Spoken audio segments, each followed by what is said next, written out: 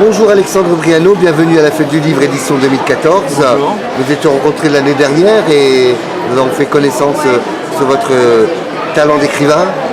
Et cette année, vous revenez avec un ouvrage pour Toulon, Toulon et ses rues d'ardent républicain. Un petit mot sur cet nouvel ouvrage?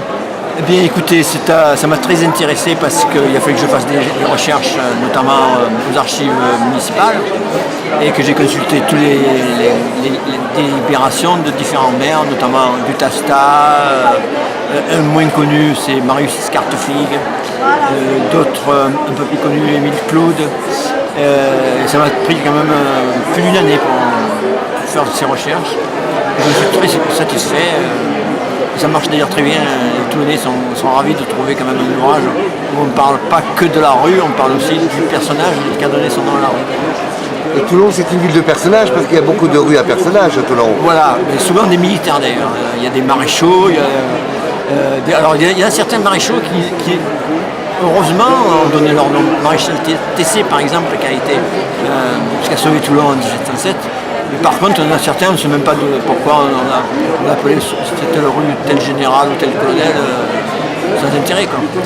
Y a-t-il des noms de rues qui vous ont, que vous avez remarqué un peu en dehors de tout sur votre recherche?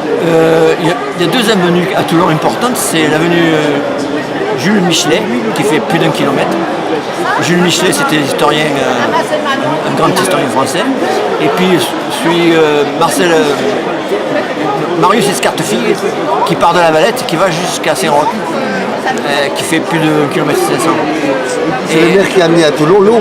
Voilà, c'est ça, qui a amené le barrage de Carcès et qui a fait énormément de travaux. Les premiers HLM de Rodeillac, c'est Escartefig. Il a fait de nombreuses écoles dans différents quartiers. C'était un maire très constructif.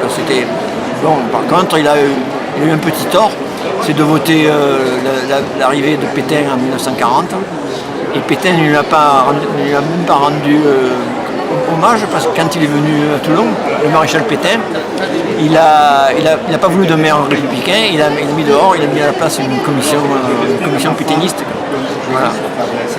Et pour vous, donc, cet amour de Toulon, à la recherche des rues, c'est retrouver des personnages, c'est retrouver une histoire, des racines? Voilà, c'est ça, surtout avec des noms très connus comme Blanqui, qui a été un homme qui a été enfermé à peu près 35 ans pour des motifs politiques, ou Raspail, qui a été un savant qui a fait partie aussi des révolutionnaires en 1848.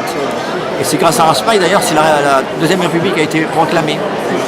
Ensuite, vous avez d'autres personnages plus intéressants aussi. Benoît Malon qu'on ne connaît pas, qui a été un des plus grands socialistes français, poursuivi pour ses idées plusieurs fois, qui a été ami avec Karl Marx, etc. Il y a des gens qui étaient très connus, qui ont besoin d'être connus. Et il y en a un qui a beaucoup de sensibilité, c'est pour Honoré Daumier, qui était un caricaturiste, peintre, sculpteur, et qui a été le vrai républicain, parce qu'il n'était ni socialiste, ni communiste, ni anarchiste, il était vraiment républicain, il est mort dans une misère noire. Voilà, ben écoutez, les téléspectateurs veulent découvrir les rues de Toulon, vos ouvrages qui sont merveilleux, pleins de saveurs, pleins de senteurs provençales. On rappelle votre ouvrage, Toulon et ses rues d'ardent républicain. Merci beaucoup Alexandre Briano et bonne fête du livre édition 2014. Merci beaucoup, merci beaucoup. Sur quelle langue je me trouve?